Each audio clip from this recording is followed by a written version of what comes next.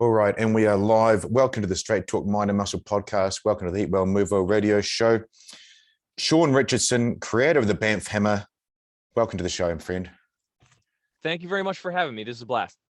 Man, for once, like I always freak out about the intro, and for once I've literally got a title for you.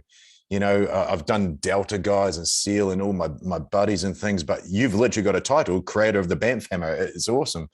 Yeah, making it all up by yourself helps. It's like title. Okay, well, what do I want to call myself? Creator seems most fitting. I build them all by hand, so that kind of works out. It's cool. I love where you're doing this from. You're in the workshop. We're going to get into it so the listeners and the viewers can find out about this this Bamf Hammer. But you've got quite the background yourself. You sent me the email yesterday, Hammer Ninja. That's awesome, man. So you were actually a finalist on American Ninja Warrior. That's correct. In 2016, I went on as a rookie, and I took 6th in Atlanta. And the way American Ninja Warrior does it is they tend to, or at least the way they did it at the time before COVID, is they would do a city, they would take 150 ninjas, they would boil that down to 30, and then they would boil that down to 15 on the second night. And I managed to take 6th as a rookie, went to Vegas, didn't do incredibly well, kind of got freaked out by an obstacle, didn't get all the way wet, my foot got wet, but damp is damp.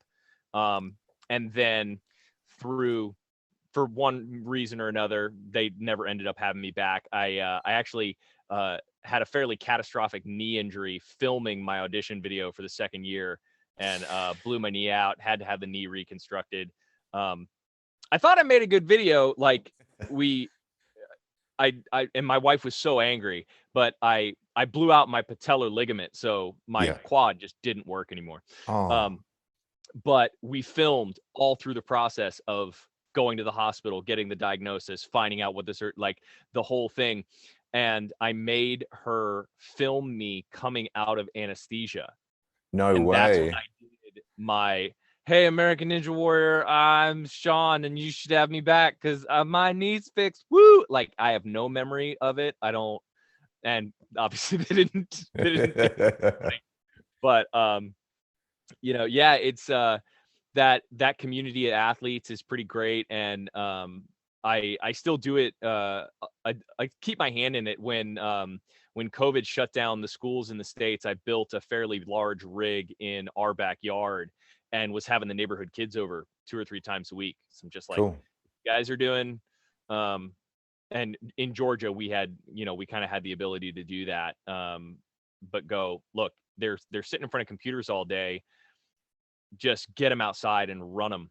And we did that for a good long while. So, it's something I still like a lot in terms of a practical application of strength. We had some buddies from my church are making a bid for the SEAL teams, and taking those guys and just having them come over and do salmon ladder and, long laches and things like that. And then have them look at you and go, why is this hard? Here, you frog. You spend all your time in the pool. You don't swing from your hands very much. You got to diversify. Man, it's funny you say about potential special forces operators and exercise. I remember when I was back in the unit, and we were like 2005, 6, 7, and you talked about the ladder. We had this like a ladder attached outside to the gymnasium. And that's what we did chins on. It was good because you get like 8 guys doing chins at the same time. And that was why I was there. And then our assault sergeant, he goes, oh, well, try this. And he jumps from one rung to the other and one rung to the other, jumping. And we're like, oh, I've never seen that before, because there was no such thing as Ninja Warrior back then. Yeah. And then we all just started doing it. And what amazed me, whenever we went out and did something new, rock climbing or something like that, was the learning curve of these guys. You may have seen it with your guys as well. When they're that level of human, something's new is challenging, but they can grip it up so quickly. And that's probably what we might move on to, and then backtrack your history with Pat Mack. And that's how I found you in Bamf Hammer. We were just talking before. what was it like meeting Pat and getting a chance to train with him and show him your creation? Because that Bamf Hammer is so out there, man. I love the look of it. Thanks. You know, when Pat first got in touch, it was really surreal. I had it was hadn't been long since he'd been on Rogan's podcast, and you know, I so I was like, wait a minute, where do I know this name from?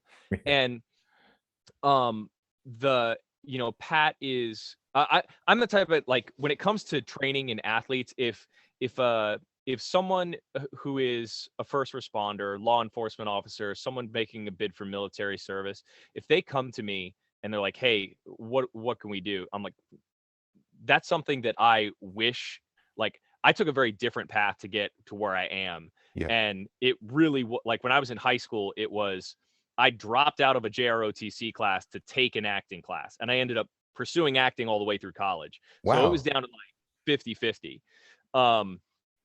And so when it comes to those guys, it's just like, however I can help, however I can help. I know, you know, we can make you a better mover. If we can bulletproof your shoulder, if we can make sure that you don't get injured, that's great. And then seeing the diversity of stuff that Pat does, you know, you want to talk about ready for anything. You know, to date, the greatest compliment I've ever been given is a friend of mine told me if zombies show up, I was the person he would find to help keep him alive.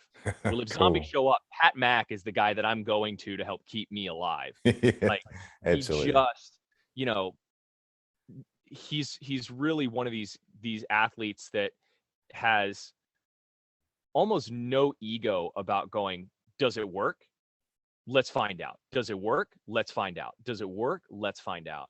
And for Bamf Hammer, that was huge because honestly, when we first, you know, I would say for the first 2 years of the product being online, people were like, what is it made of foam? Is it made of foam? I mean, I'll still get one every now and then. But I took a year of like destroying TVs to kind of disprove it. But it does. It looks like a cosplay toy, largely because of the material that it's made out of. But when Pat gave it a shot, and then it really gave us a big leg up, and I just kind of reached out and thanked him, and that led to the opportunity for me to go up and meet with Pat. And because he would post the video, and he was really great about, I would be able to message him and go, hey, you did this and this, which looked awesome. You might not have thought about doing this. Give it a try. And, you know, 2 or 3 of those, and it just kind of made sense. But that's the thing about this odd object loading. They're so idiosyncratic, and all the bits and pieces when it comes to the hammer there are laws in the world of fitness. You know, certain things are going to work the same way all the time. You know, a deadlift is a hinge where a squat is a knee bend, but then you get really open in terms of conversation about hip opening angle and femur length and spinal, like, you know, it gets funky. These hammers have, like, just, there's a different bent to them, and I'm seeing some of them, different companies do something similar, but they're treating them like dumbbells, Yeah. and it's leaving just a little bit of stuff on the floor. And you made the comment about your, you know, the guys that you trained with and how quickly they would pick up on stuff. That's been the biggest thing for me as a coach that the hammer brought to the table, Yeah. is helping athletes. And, you know, my background in terms of training is, you know, I've worked in boot camps. I worked in kind of a CrossFit adjacent style gym for a little while. I've done the Ninja Warrior coaching thing. And for anybody who's worked in those spheres, you have your athletes that you love to work with, the ones that are just hungry for improvement.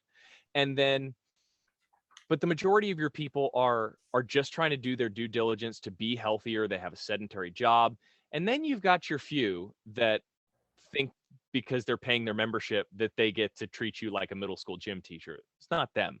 But for the group that doesn't have that intrinsic neuromuscular connection to understand kind of what's happening in their system, even something like a kettlebell or a dumbbell or a barbell, I would run into athletes all the time where you're going, okay, you're talking about motor pattern, you're talking about bar path, you're talking about, okay, let's sequence the joint firing and let's unload properly. And they just don't understand it. And it's good that they don't, because they understand accounting and technology, which I don't understand. Like, we all need each other in that regard. But the way the hammer orients with the body is you can't not pay attention. The moment you're not really intentional about holding on to the hammer and putting it exactly where you want it from the floor up, the hammer just falls out of your hand.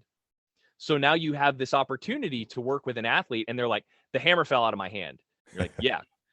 Why did it do that? Was it bad? Yeah, it was really bad. That's not a problem. It's good that we know that it's bad, but getting an athlete to be able to internalize this movement was bad can be difficult.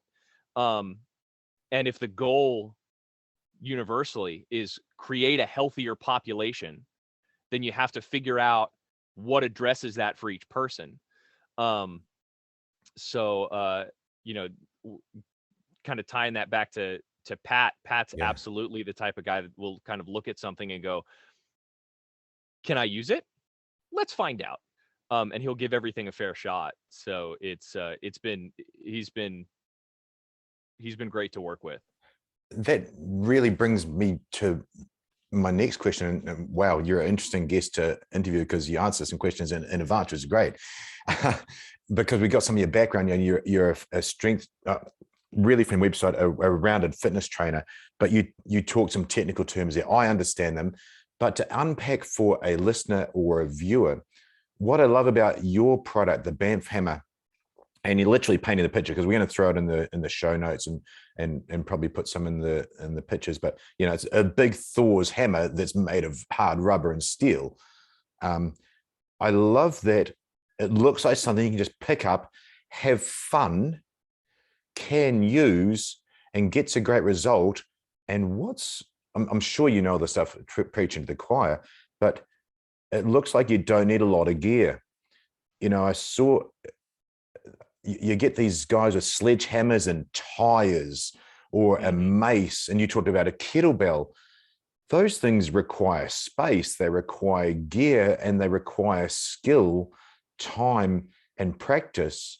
Whereas yours it looks like, and along with some of Pat's functional movements, or anybody's functional movements they do, just physically doing them right, you don't need to have that intellectual skill behind them. It's going to pay benefit. And that's what I see with yours. It grips it up in a very applicable way, Shawn. Well, thanks. It can be as complicated as you'd like it to be. And, I've had this conversation a handful of times over the last month or two, because the biggest question that I get and if you head to the website, like, there's a little button on there that will just text my phone. So most people are like, hey, I'm trying to figure out what weight to use. What should I get? And it's a complicated question because, we have training history and a lot of other stuff. And I want people to find the right load, because in the beginning, well, I want the biggest one. I'm like, okay, all right. Okay. And for me, it's a question of like, it goes to the athlete. What are you trying to do? Are you there's an NFL quarterback who has a set. He has a full set. He has a 10, a 20, and a 40. But I'm like, you really shouldn't touch the 40. Yeah. I mean, maybe if you're doing some like goblet squats or something like that. But in speaking with him and speaking with his off-season coach, I'm like, his sweet spot is stabilizing his shoulder, making sure that when he gets hit, there's stability in there. It can get very technical, but it's hard for an athlete coming off the street to find joy in the technical exploration. Exactly. That's something that advanced athletes get, where you start to, gym rats will know what it's like to go, oh yeah, my bench went up a quarter of a pound, and to see, like, oh, must have been at it for a long time. Like, that's a huge thing, but you need context for that. the hammer allows, I mean, the fact that you said it's fun is really important, because for me, there's an interesting argument that happens when you don't have to fight for your life anymore. Like when your culture, fitness is a thing that you do in your spare time, not to keep you alive in case somebody tries to come and take your food. Yeah. And it's this argument over who makes the best athlete. And it's like, I mean, when you set the rules, when you define what an athlete is for yourself and then go, and we make the best, I'm like, that's an interesting conjunction. You know, like Rich Froning is a phenomenal athlete. He'll probably still get posted up by a junior varsity basketball player from a middle school. And it's just because of context. The hammer allows you as a coach or as an athlete to feel something immediately, to get a, like, and I tell people all the time, like, forget about reps, forget about sets, just focus on, is this rep great? And then ask the question, do you know why? It's much more important for a person, an individual, to start bridging the gap between being able to ask the question, why does it work? And being able to answer the question, why does it work? Because if we can shrink this distance, we've created a healthier human being. It doesn't matter that they'll never win the CrossFit Games. It doesn't matter that they'll never have, you know, abs visible from space. They're healthier, and that person's life has been improved. And for some people, that's the hammer. For some people, it's kettlebell. I mean, I'm 100% with you. I want to hit something with a sledgehammer, and I don't want to carry a tire in my truck. So Yeah. Bamf Hammer was born. You know, but I have people who have bought them where it's the only piece of equipment that they use. And I have others, like in the Ninja Warrior community, I was giving them away to friends, just going, you need to do these 3 movements before you train and after you train to make sure your shoulder doesn't rip out when, you know, you go for that grab and you're tired. Yeah. So it's, but yeah, that feedback loop and getting athletes asking the right questions and thinking the right questions is a big step. And also some people don't like that. And it's great being able to go, okay, we're not going to work out together. That's fine. Go play tennis. You know, whatever your thing is, I hope you find it. I hope you do something active. I'm perfectly okay with that not being us. It's a fun piece of equipment. It looks like, I mean, I'm with Pat, where I've either been gifted piece of equipment or I want to buy a piece of equipment, and marketing is an amazing thing. Marketing can convince the best of us that something's cool, but it looks like something I want to use and can use. How let's A, talk about the name, Bamf Hammer, and then B, how the hell did you invent this thing? Because there's nothing else out there. You're in your workshop. It's a small family business, which I love being able to get you on the show about. Nothing else out there like it. I don't think it'd be replicated. Bamf. What is this name, Bamf Hammer? So Bamf stands for bodybuilding and mobile functionality. BAMF, bodybuilding and mobile functionality. Occasionally people will go, oh, Bamf, I know what that means. And then I say bodybuilding and mobile functionality, and they're like, what? That's not what I thought. And I'm personally unfamiliar with any other acronym that might fit that particular sequencing of letters. I'd suggest Pulp Fiction would be a good start for you to start your education. Pulp Fiction. Okay. All right. If you're a comic book nerd, it's also the sound Nightcrawler makes when he teleports from one room to another. But yeah, that's my story, and I'm sticking to it on that one in particular. Bodybuilding and mobile functionality. It's a good descriptor. You know, well done. How the hell did you invent this thing? So, you know, I mentioned earlier it was a close run thing that I ended up in an acting program as opposed to a pre-military program. Yeah. And, you know, so throughout, I was in plays in middle school, which are hardly plays, but then in high school, I started to do more. And then I went to college, and I had a scholarship to act at the university I went to, Elon University in North Carolina. And as you know, when you're in these small programs, these small performing arts programs, everybody has to do everything. So if the actors don't build the set doesn't get built in a lot of these regards, and also parents and whatever. In college, you've got a lot fewer students doing double duty, and I was one of the few where I was like, I knew which way to hold a hammer, and you know, I could use a screw gun, and you know, like I could do it. And so I ended up double majoring. I got the acting degree and I got the scenic design degree, and that's where I learned how to weld. But along the same line, I also I really did a lot of fight choreography. I did a lot of stage combat. You know, they're going, hey, we need somebody to take a punch. I'm like, do I get to punch him back? I mean, it sounds fun. And like the nuance of making that stuff work and finding the angle so the audience thinks all that stuff's happening, it just kind of, you know, it happened. And then as I started to work more professionally, it was even more, hey, we needed to light somebody on fire and have them jump off a roof, and we're gonna hit them with an arrow. I'm like, okay, sounds like a plan, let's do it. And I was a comic book nerd forever as a kid. Like, I didn't have friends, I had the X-Men and the Avengers. And so when the MCU started up, I was one of those like diehard huge fan guys. And I remember reading an article, an interview that Chris Evans did before he did the first Captain America film, where he talked about throwing a 10-pound bumper plate around the gym to figure out how, like, what it was going to look like for Steve Rogers to throw a shield in a world that had physics in it. Yeah, I see.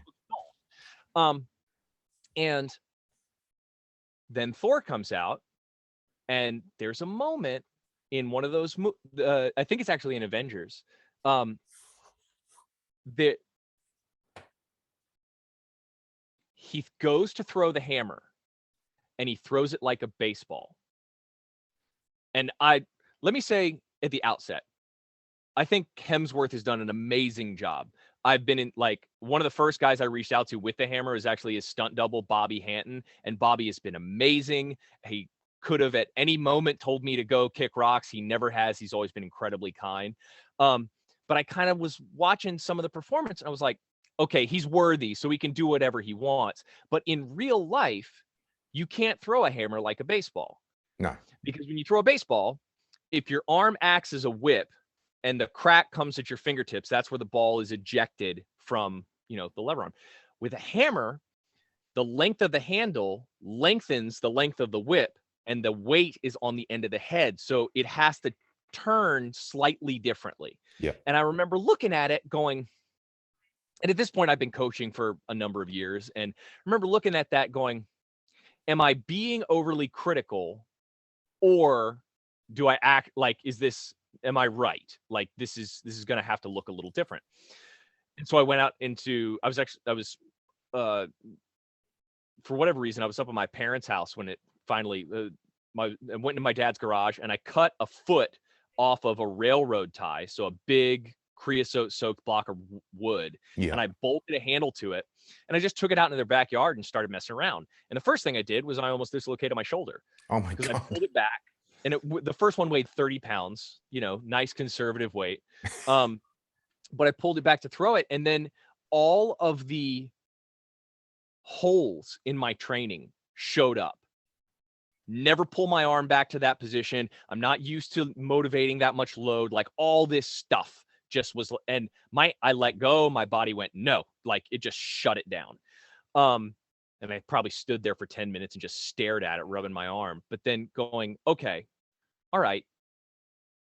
And I've been a fan of Indian Club for a long time. I've been a fan of Mace for a long time, and Kettlebell. Like, so I'm going, okay, so what can I do? And that's when I started kind of messing with the posterior chain loading, the explosive kettlebell style movement, the hinging, and then feeling the squat, and okay, I can move into some mace work. And that was several years worth of exploration of going, okay, if I'm doing this thing, what does the hammer provide a useful tool? Is there something that it can teach me? And so in that period of time, my wife and I transitioned through a lot of like working scramble, and the boot camp company I was with shut down, and I helped open a restaurant, and I was running did a bunch of stuff, and then ended up at this kind of CrossFit adjacent gym and starting to see the regular movement faults of the type of person who is pursuing like a functional CrossFit style training, but, you know, they're pulling 4 or 5 hours a week, and they're probably not stretching. You know, the best of the best are stretching on their own. The rest of them are not stretching, and they eat like garbage. And you have a hard time getting them to, you know, really pin stuff down. And being men, especially, who are running into problems with mobility in the overhead position. So they're asking questions like, why can't I dive under the bar quickly on my snatch? Why isn't my weight on my jerk going up? My strict press is not like my bench press is, and I'm going, well, this is all a mobility problem. You're getting huge. You're packing on all this muscle. You're not stretching at all. And you're not doing any of the mobility work that I'm asking you to do. But suddenly you hand them something that looked like Thor's hammer, and you go, swing this around your head. And he's like, I'm a superhero. And he starts swinging it around. And you're like, that's right, idiot. Just do your mobility work, whatever it takes to get you to do the mobility work. And then you find, once you get a couple of degrees of range of motion and they can actually stack the humerus up on the spine and get stacked, they're like, oh, I can move faster under the bar. I'm like, yes, you can move faster under the bar because you are able to access more of your muscle because it's not pinned in this front, you know, hunch shouldered position. Yeah. So, but then, you know, there's a little bit and you go, okay, that's a nice little win with that piece of equipment. I wonder where else there's a win. Yeah. And it just kind of snowballed. And I was doing a lot of testing with the hammer, and this is like Ninja Warrior happened during this period of time. And Ninja Warrior has a lot of influence in where it came from, because with Ninja, when your hands are done, you're done. Right. You know, it doesn't matter if you've got more shoulder. It doesn't matter if you got more leg. If your grip is gone, you're wet. So I found myself going, with a kettlebell, I can increase load on my posterior chain because the handle orientation is such that it is easier to use. Like it works very naturally. It's a very neutral grip. But Ninja, especially American Ninja Warrior, they did a little bit more with like Sasuke and some of the Asian markets, but almost no lower body training. Like it's a little bit of balance, but hardly any loading. Let me just pause you there for a second, Shawn. Yeah, go ahead.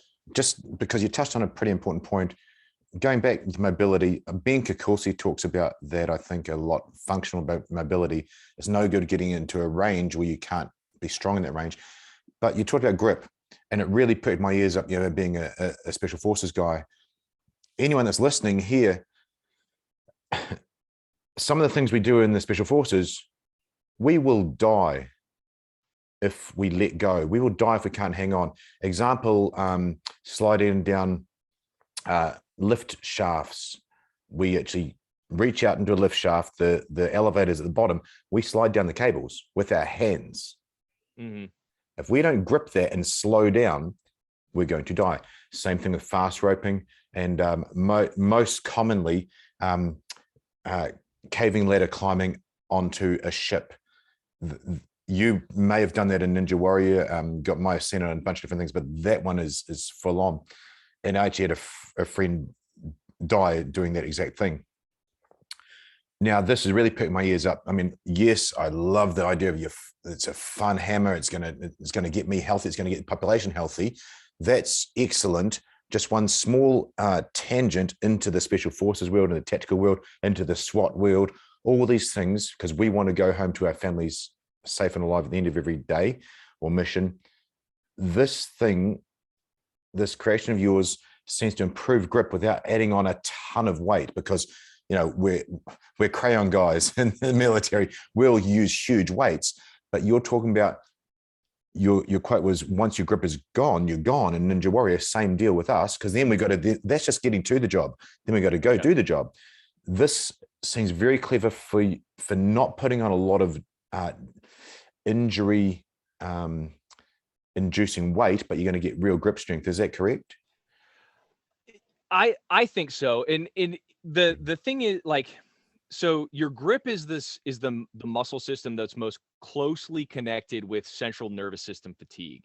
Right. So it's why, you know, everybody's heard the adage, the weakest chain is only strong as its weakest link. There's a reason why, you know, the max deadlift record for the world, he used straps. I'm not going to say one way or the other. That is a huge accomplishment. Pulling over $1,000 is nuts. Yeah. But for like, you know, you just mentioned practical operators, straps aren't an option. So, and that's just a matter of separating the world of fitness into going, what is your goal? Yeah. Is your goal to move the most amount of load? Then give yourself the most advantageous position possible. If your goal is, I want to take the weakest link of my chain, find it, and then forge it into the strongest piece that it can be. You just have to cater the training. The thing about the hammer is it's always trying to escape. It's always trying to get out of your hand. So Yeah. whereas with a kettlebell, I've got a neutral grip, okay, and the weight's out here. With the hammer, I've got a pistol grip. Yeah. And that is grabbing somebody by the wrist and having them try and pull away. Yep. It's just a difference in the orientation of the musculature of the forearm. So what the hammer is always trying to do is you're putting momentum into it. The hammer is trying to get away from you, and you're constantly kind of chasing it. Yeah. And then you move, that's just swings. Then you move to the rotations where you're keeping the least grip possible to keep control of the load and get it to do what you want. But you're looking for longevity. You're looking for 2 minutes of rotations, 5 minutes of rotations, 10 minutes of rotations. I'll send you this video. I went and worked out with a buddy of mine down in Miami, and he does a lot of work with some tactical guys. And one of the things that we did, he had a dry fire mag. Have you worked with that before? Yep. And it had a gyroscope in the not in the cylinder, in the magazine. So we would do 10 reps of something with the hammer as hard and fast as you could. Yep. And then hammer down, take a deep breath, draw, and try and be as accurate as possible for 10 clicks. Yep. Then pick up a heavier hammer, go again. And it's that type of, when the grip is fatigued, so much else is already lost. Oh, 100%. I'm imagining myself in those positions when we are under extreme duress.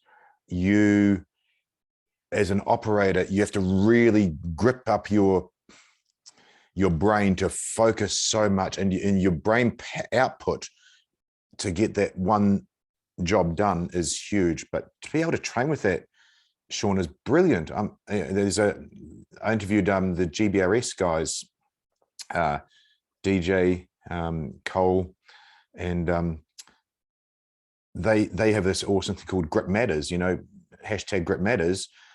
That's training with bands, it's training with pistol, it's training with conventional stuff as well. But I just think your hammer the Bamf Hammer is such a great, again, applicable way to do it. I remember being a scaffolder and doing building, and same as you would have done. You've got to go do that for a job to get tough and strong like that. But your invention, that actually allows us the same effect without having to go and be a builder, or you call it in America, construction worker all day. I'm really seeing, and that's why I wanted to organically learn about the Bamf Hammer with you. I'm really seeing some clever options there. I think it's brilliant. You're bringing a world of survival and of functionality into the mainstream, into the home gym, into the real place. Thanks. Hopefully. I mean, my dad's father and his brothers owned a lumber mill. I learned at a very early age that somebody being strong, somebody being capable, and somebody looking strong and looking capable were two very different things. I was 16 years old. My dad woke me up early, and he's like, "Come on, get in the truck." So we're driving, and I'm like groggy. I'm going, "What are we doing?" He goes, "Tree fell on Granddad's property last night. We got to go. We're going to help him cut it up." I'm going, "Okay." And so we're driving, and he's like, "Okay, so when we get there, here's what's going to happen. I'm going to have the chainsaw. Your granddad's going to run the splitter. You're going to get a sledge, get them all. Don't try and keep up with the grandfather." And I'm like, challenge accepted. About? I'm 16 years old. The guy's like 80, at the time, how old is he? 77, 78 at the time. And I'm like, he's fat. you know, this would be fine. I think I lasted 15 minutes before I threw up. Like, it's just, you know, because he's been at it forever. He's got this muscle memory and these years of work on his body. And sure, he was using the pneumatic splitter, so you know, it's a little bit of cheating, but like, and then you know, learning how to swing a maul, how to split wood, you know, it's not about force. There's a lot of finesse that goes into it. And it's anybody who split wood for more than 10 minutes at a time knows that if you come at it trying to make the wood just explode, you're not going to last. But you're not done till the tree is gone. Yeah. So you have to figure out a way. And you juxtapose that with the way that I see people using sledgehammers in conventional gym settings. Yep. It just bothers me. I've seen so many, and they're striking the hammer on the side of the head, hitting the tire, or they're not, you know, and one of the things that the tire does is it kills momentum. That's the point. You hit the tire because you take all that momentum, you put it into something that can take it, the momentum gets killed, and then you have to pick the hammer up and do it again. The Bamf Hammer is made out of tire. So every bit of momentum that you put into the slam is coming right back at your face. So we're fatiguing the grip twice. We have to hold on to the hammer to make the slam, but then you also have to keep it in your hand when every bit of force that you've applied comes back at you. Yeah. And then you receive it and you go into the next rep. The other thing that has to happen is you have to be accurate. I get once a week, somebody is like, hey man, why don't you make it round? I'm like, well, if I make it round, that's why I don't make it round. Yeah. I don't make it round because you'll cheat. You want to make it round so you don't have to pay attention to the way you're interacting with the ground. And they're like, well, I can't make it bounce right. Yeah, you can't, because your skill level's not there yet. Don't be okay being not okay with it. That's where that development comes in. You have to be okay with learning. You know, the guy that taught me how to do kettlebell work, he was like, you're going to do 1,000 bad swings, and then you're going to do one good swing. It's going to feel really good. And then you're going to do another 1,000 bad swings trying to figure out why that one swing was good. Like, I mean, crisp, popping through the floor, everything motivates through. The hammer's very similar. You know, what if you hit yourself? So you learned something. You know, what if you drop your kettlebell on your head? That doesn't make any sense. Like, sure, I could round the edges, but then you'll have to hit yourself twice before you learn. I'd rather you hit yourself once. You've segued into my next part, Shawn, which is great. Not only have you created the Bamf Hammer, multiple uses, but functional, applicable for anyone, and I do mean anyone, especially the weight choices. Your videos, how to use them. I don't have to go out and study under Pavel Tsatsouline for the kettlebell or Russian strength training, whatever they call it. I can just follow your videos, and you've set them out in very progressive ways. They're very, very clever. So I think that's a massive win for you as well. Cool. Thank you. Yeah.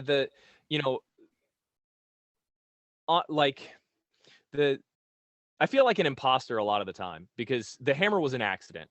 Like, I didn't set out to make a piece of fitness equipment. I nerded out on a movie, and it just kind of happened. And then people started asking me if I would make them one and how much to pay me for it. And that, you know, this is coming up on a 10-year process, but you know, I do have a base of knowledge. I've dabbled in a lot of different areas of fitness. I got started in college lifting with a roommate who was on steroids. He just kicked my door in, was like, come on, we're going to the gym. And okay, all right. And I remember going, and he did the bodybuilding thing. And so I was doing the bodybuilding thing because I was his spotter and I was going with him, and I was just hating it. I'm like, every day I'm in here staring at myself in the mirror, hoping one day I like what I see. And as somebody who struggles with depression on a regular basis, that's not a good look. No. So I was like, okay, what's different? And we'll dabble in something else. And I remember seeing a guy, he won the bench press competition at my university in his weight class doing muscle ups. I was like, Oh, wow. that looks really cool. I mean, the guy weighed probably 140 pounds. He was a rib cage with no legs. Like, so muscle ups are easy when you've got no weight to move around. But that really appealed to me, and going, that's an undeniable accomplishment. I don't want to do curls with 15s for the next 5 years to eventually feel like I've accomplished something. If I do a muscle up, I start below the bar and I end above the bar. That, it just kind of works well for my brain. I think you nailed it. I think you nailed it there, Shawn, about that's incredibly open of you to talk about depression. Again, you nailed it while I'm looking at this thing and excited. And I'm going to talk about something that you talked about but didn't name, is flow state. Obviously, doing a muscle up, obviously flipping a Bamf Hammer, you're focused on nothing else apart from that one thing, and you get into flow. And that's all the tactical guys talk about it, rather than, as you say, lifting 15s for 5 years and hopefully getting a small increment. That's not enjoying the moment. That's not loving the moment. That's not the chemicals in your brain that comes with that flow state of loving the experience. And yeah, you can see that using this thing, you're in that flow state straight away. I actually did a show with Eric Davis. He's a SEAL, and he was actually one of the instructors to Chris Kyle, American Sniper. Okay. And also the who's the other Texas guy, Marcus Luttrell, Okay. lone survivor. Long story short, he now teaches success in life, not just in sniper program, because they revamped the sniper program. But he talks about getting to flow state at the start. Don't use it as a reward. Don't do your day. I'm going to make. Actually, you're probably in flow state making hammers as it is, but get into flow state and then allow that to permeate through your day. And again, rather than having to do 1,000 kettlebell swings and try and get it right, you're with that hammer. You're starting to get into that focused flow state straight away, which you talked about rather than the bodybuilding side. I was a international champ bodybuilder, terribly dysfunctional. Spent years trying to rehab my body into something functional, and it made it into the special forces. But we've gone away from that in the gyms in sort of 1990 to 2015. I'd say that's a part we missed. You can see it in the quality of the functional human.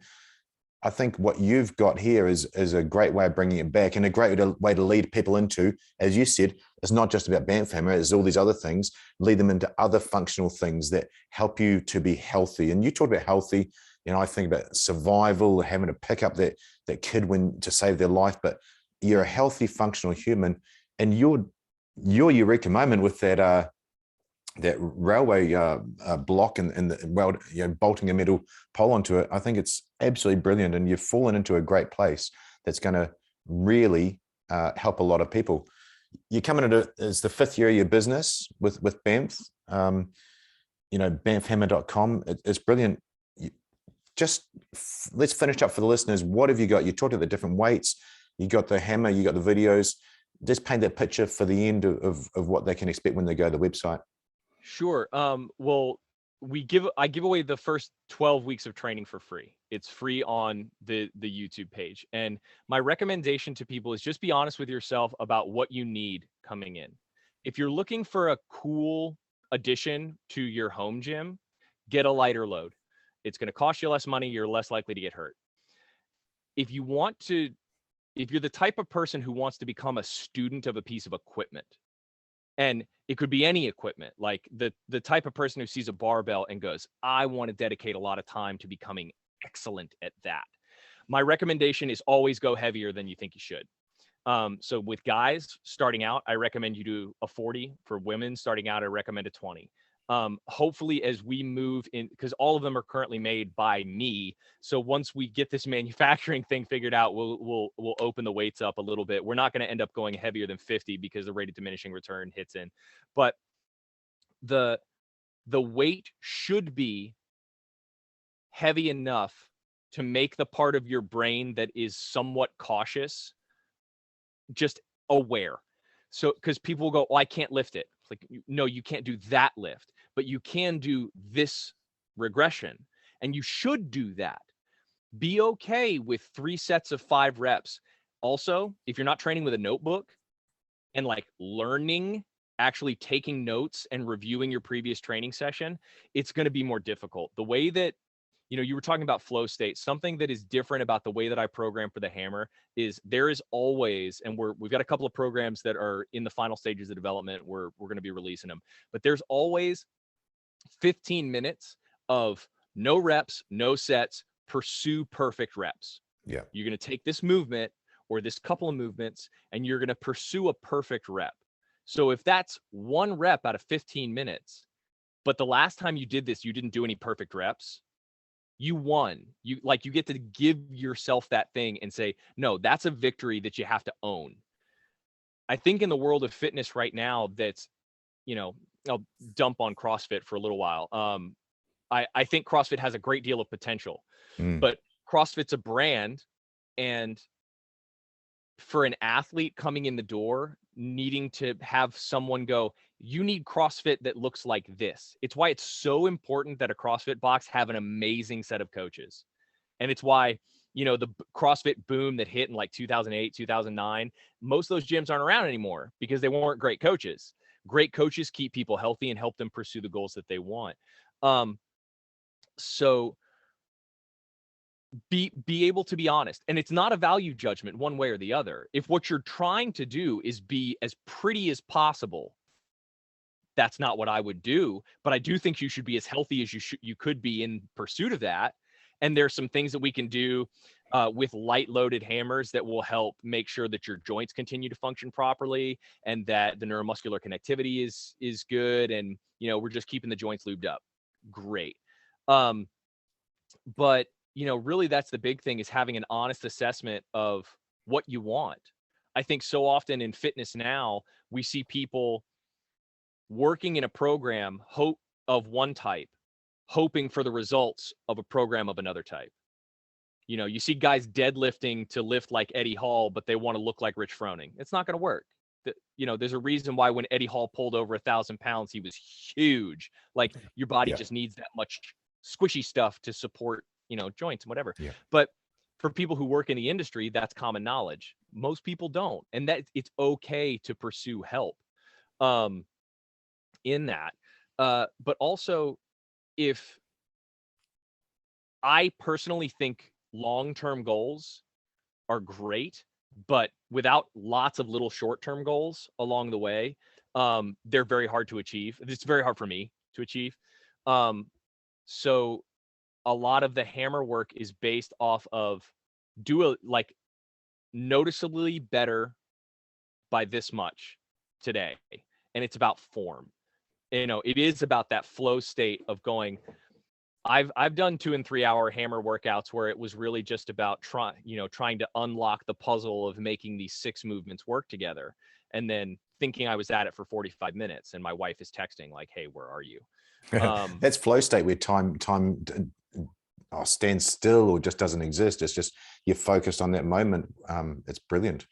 Yeah, and but that is more valuable. I genuinely think that's more valuable. And it's important to remember, because the thing that we're constantly being sold in, first world cultures where marketing departments are wildly prevalent, the thing that we're constantly being sold is that we're not enough. And if we're not enough, unless we have the abs or the arms or the cardio or the deadlift, whatever, it can be very demoralizing, especially for somebody who has not gotten off the couch in 25 years. That's the audience that I want most. Like, if I can help the tactical guys, that's great. But I'm the guy that I didn't go to the gym in high school because that's where all my bullies were. Yeah. So looking to the people who don't think there is room for them in an LA Fitness and go, look, here's a possibility. You could just study this piece of equipment, and it will teach you things if you're willing to listen. Then we have we have one person who we kind of drew back from the precipice of a very unhealthy existence for the last 30 years of their life. That's much more interesting to me. Granted, getting together with a couple of guys who know how to swing clubs and kettlebells and just kind of geeking out for a little while is blast too. And the Bamf Hammer is that though, Shawn, because you can have the guy or girl who's hasn't lifted before just have some fun and get healthy as effect of it. Or you could have, as Chris McDougall said, author of Born to Run. Remember, he was talking about, he went and learned about kettlebells, and the first thing a guy did was threw one straight at his head. Yeah. And he had to catch it. It's like, that's focus. But you don't have to be an extreme. I'm going to, do 1,000 reps with this thing and only get one right. You can just get into it straight away. It's again, what I saw is applicable, fun, and you've got, as you said, 12 weeks of videos there to follow along. And I think whatever you do with this thing, you're better off. I think you've 100% nailed it. Thank you very much. Have you read Natural Born Heroes by Chris McDougall? When interviewing someone, I never thought it'd be so hard. I'm listening to what you're saying, trying to absolutely hone in it because you're going to say some pearls of wisdom. Then I'm thinking about the next question, and I wrote down Chris McDougall, wrote down Born to Run, but for some reason I couldn't remember Natural Born Heroes, and that was what that clip was from. So the only reason I bring it up is one of a big influence of mine is referenced in Natural Born Heroes, a guy named Erwin Lecorre. Yes. Okay. I found Erwin, gosh, must have been 12 years ago. It was the last interesting article I read out of Men's Health magazine. Yeah. But, But that's who he was an editor for, a writer for. Chris McDougall was for Men's Health. Yeah. Erwin's stuff is phenomenal. Like just phenomenal in terms of going, do you know why you're doing this? And he's been he's got like zero, like I'm not a guy who's on Twitter. I find Twitter to be a toxic place and I try not to go there.